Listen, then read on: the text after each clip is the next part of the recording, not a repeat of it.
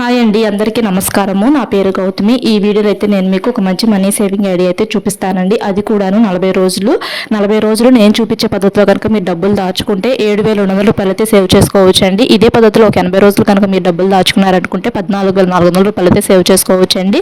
ఎలా సేవ్ చేసుకోవాలని ఈ వీడియో అయితే ఎక్స్ప్లెయిన్ చేస్తానండి. ఈ వీడియోని స్కిప్ చేయకుండా చివరి వరకు చూస్తేనే మీకు అర్థమవుతుంది. ఇదే పద్ధతిలో కనుక మీరు కూడా డబ్బులు దాచుకొని ట్రై చేయండి ఒకసారి. తక్కువ అమౌంట్తోనే మనం ఎక్కువ అమౌంట్ ఎలా దాచుకోవాలనేది ఈ వీడియోలో అయితే ఉంటుందండి.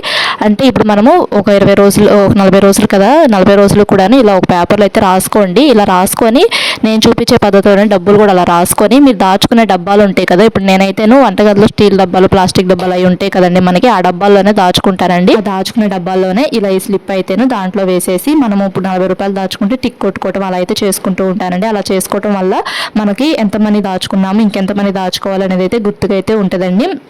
ఇంక ఇప్పుడు ఫస్ట్ 4 రోజులేమో 40 రూపాయలు